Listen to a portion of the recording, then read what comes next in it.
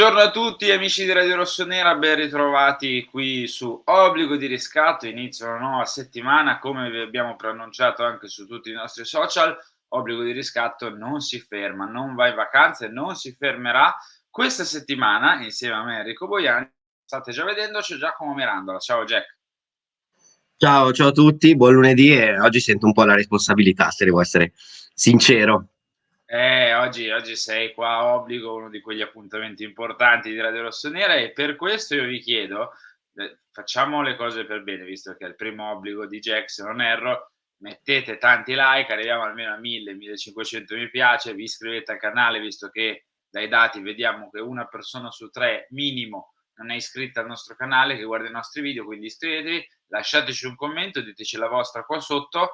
Io Jack ti direi sul non mercato del Milan, perché è vero, è arrivato Morata, l'attaccante, evviva, è vero, è arrivato Pavlovic, il centrale mancino che ci serviva, evviva, però poi per il mediano e per gli altri colpi sempre fermi siamo. 5 di agosto, tra 12 giorni inizia il campionato, tra un mese scarso, perché è già è volata via una settimana, finisce il mercato. Il Milan non ha il mediano, il Milan ha dei punti di domanda relativi al secondo attaccante e magari deve fare anche qualche cessione. Sì, cosa dire, oggi che è lunedì mi verrebbe da dire settimana decisiva, che è più o meno quello che ci ripetiamo tutti i lunedì o comunque tutte le tarde domeniche ormai da mesi. Io vedo che anche questo Emerson Royal, che doveva essere questione di ore già da giovedì, venerdì, è ancora questione di ore. Io immagino che arriverà, penso che sarà l'ufficialità della settimana, spero non l'unica, ma non ho certezze.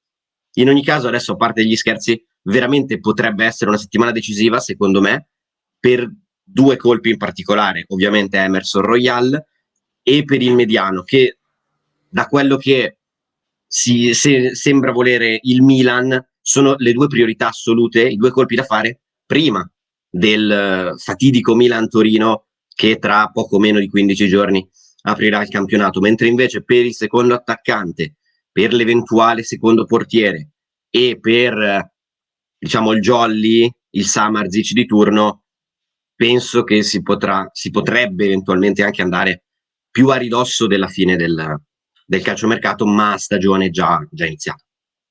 Allora, andiamo in ordine, Jack, partendo proprio da Emerson Royal, perché questo tra l'altro pezzo proprio tuo, Jack, che possiamo ritrovare su radiorossonera.it.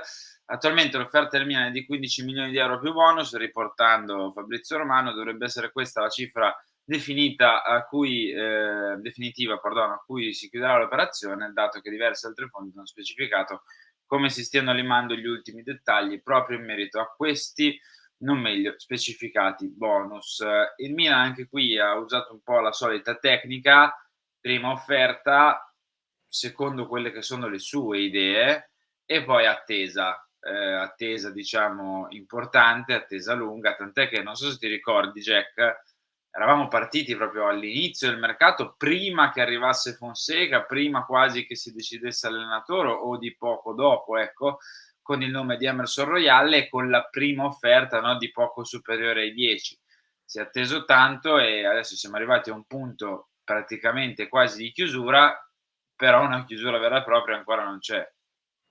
Sì, è stata una trattativa altalenante, nel senso che a un certo punto sembrava sarebbe stato senza ombra di dubbio il primo colpo in assoluto della campagna acquisti del Milan. Poi la pista si è un pochino raffreddata, probabilmente era difficile colmare le distanze.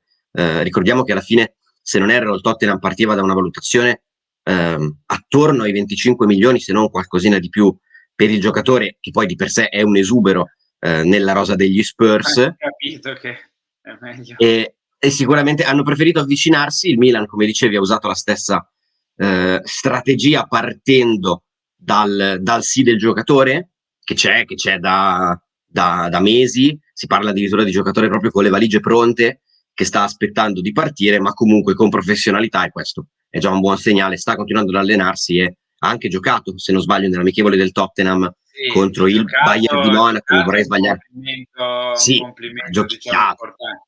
ha presenziato in campo durante Esatto, l'amichevole. esatto. Ehm, Però sì, mi aspetto che sicuramente, probabilmente la chiave di volta di questa trattativa, che ha convinto il Milan a ritornare con forza sull'obiettivo e a riaccendere una pista che si era un po' raffreddata, è l'infortunio di Alessandro Florenzi, che probabilmente ha reso prioritario l'acquisto di Emerson Royal, che io credo si andrà a concludere arrivando appunto a questi dettagli. C'è chi parla di 1 milione, chi parla di difficoltà o facilità di raggiungimento di questi bonus, ma sembra ormai di dominio pubblico che si chiuderà a 15 milioni di parte fissa più qualcosa di bonus, però ancora nessuna fonte si è sbilanciata particolarmente né sul valore economico di questi bonus né sulla difficoltà di raggiungibilità. Da una trattativa, diciamo, non bloccata, perché Emerson Royal, lo abbiamo detto, è quello più vicino e anzi probabilmente questa settimana sarà quella della chiusura. Da una trattativa, diciamo, in stallo a una trattativa che con lo stallo veramente c'è andata a nozze, ci ha fatto il viaggio e ci convive da credo un po' di anni, ovvero quella relativa a Youssouf Fofana del Monaco. Ormai non c'è credo bisogno che noi stiamo qui a ricordarvi come è andata tutta la faccenda. Il Milan è partito chiudendo l'accordo con Fofana, chiudendo l'accordo col giocatore, con l'interesse del giocatore, andando poi e presentandosi dal Monaco con il giocatore, tra l'altro a un anno dalla scadenza, con un'offerta di poco superiore ai 10 milioni. Il Monaco ha fatto muro, il Monaco, diciamo, indispettito e un pochino provocato dal Milan, tra virgolette, secondo loro sempre, no? Secondo il Milan, ha fatto muro e ha sparato 35 milioni. Siamo arrivati a un punto qui veramente morto, nel senso che il Milan, oltre una delle ultime offerte che appunto sfiora i 20 milioni, si aggira intorno ai 20 milioni, non si spinge. Il Monaco per ora tiene botta, nel senso che diciamo resta sempre sulla sua posizione, non fa un mezzo passo verso il Milan e quindi è stallo totale da più di un mese, credo. Stiamo arrivando, dicevo, Jack, i giorni scorsi scherzavo con Simo, bisogna capire quante copertine, quanti titoli se abbiamo fatto più per Zirkzee o più per Fofana, perché ormai secondo me siamo lì. E questo è il Milan, non è il mediano. Poi facciamo anche magari un altro discorsino relativo alla questione mediano, perché bisogna calibrarlo. Le alternative per ora sono solo e soltanto alternative e siamo in attesa, però è il 5 agosto.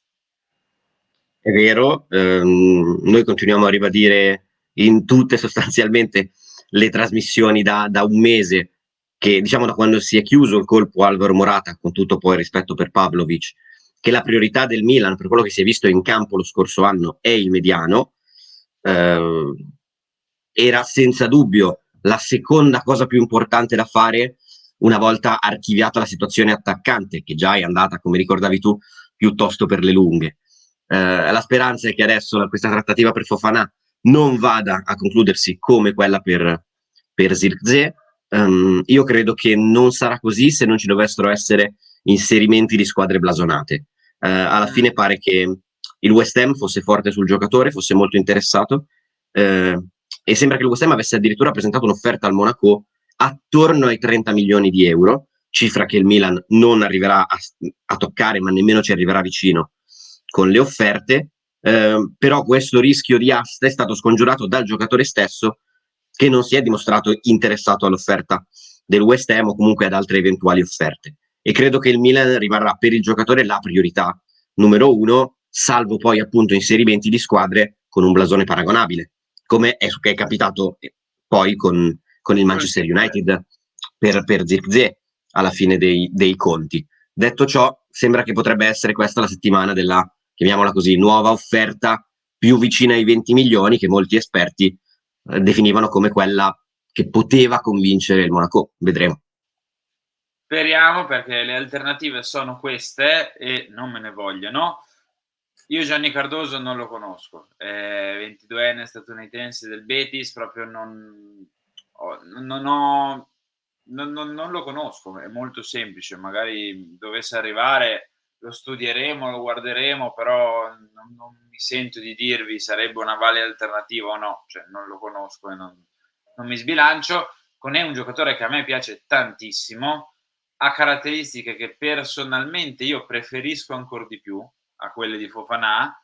Non so se siano quelle di cui il Milan ha bisogno. Ecco, per me il Milan ha più bisogno di un Fofana che di un Koné, posto che come giocatore a me forse piace più addirittura Koné e sarei contento se dovesse arrivare, però c'era già stato un approccio qualche anno fa con Koné che però aveva atteso perché c'era anche il Mönchengladbach, poi il Milan appunto, proprio perché Koné era lì a decidere tra Milan e Borussia Mönchengladbach, il Milan non è che ci rimase benissimo, e preferì andare altrove e fare altro.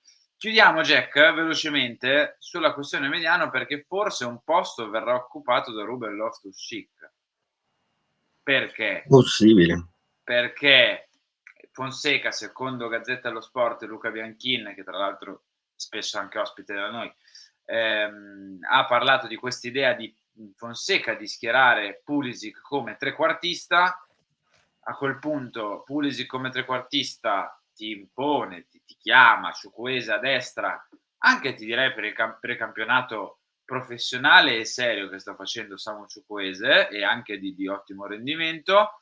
A quel punto Loftus-Cheek si abbassa, insieme a lui giocherà uno tra Reinders e Bennacer e quindi di base non dico che saresti coperto se battezzi Loftus-Cheek a centrocampista davanti alla difesa, ti mancherebbero sempre quelle caratteristiche che stanno cercando in Fofana, però apre degli scenari interessanti dal punto di vista delle coppie, di chi è il titolare, chi è il vice, di ruoli che si scoprono, ruoli che invece si coprono ancora di più e magari lo potremo vedere, Jack, non lo so, già mercoledì notte, se non erro, contro il Barcellona.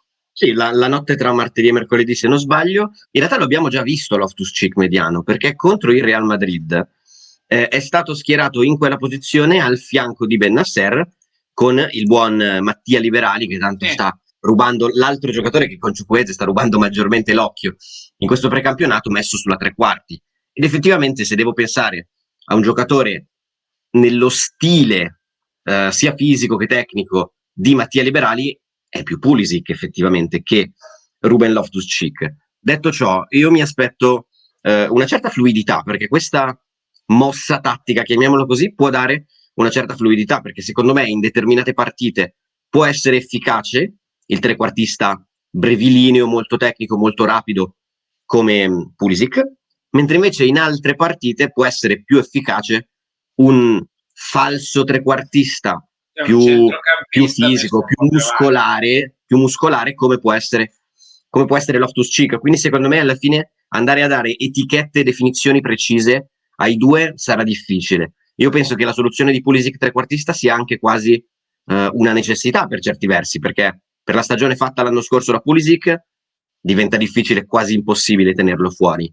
Dall'altro lato, per il precampionato e anche per l'entità dell'investimento fatto la scorsa stagione, diventa difficile anche tenere fuori Chukwueze. E contando che non possono essere messi uno esterno alto e uno terzino destro, perché mi sembrerebbe un pochino sbilanciata, forse metterlo sulla tre quarti può diventare una soluzione, con un Loftus che delle volte gioca dove preferisce, dove è sempre dichiarato di preferire, quindi un po' più alto, e delle volte che si sacrifica un pochino più basso nella mediana, magari accanto però a un centrocampista con spiccate doti difensive, altrimenti ci si sbilancia veramente tanto.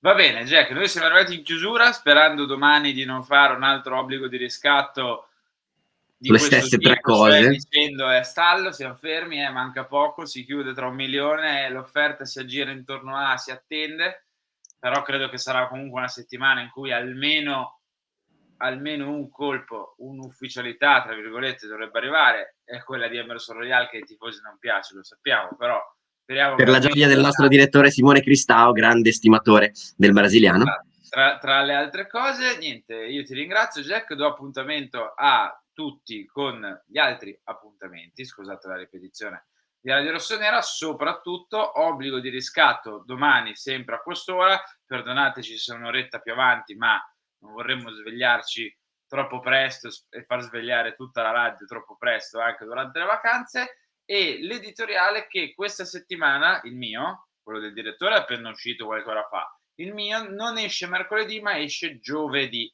quindi giovedì mattina ore 6:45, 7 circa, uscirà il mio editoriale, non mercoledì. Jack, grazie, ciao. Ciao Henry, grazie a tutti e buona settimana decisiva. Speriamo sia un'altra settimana decisiva. Ciao.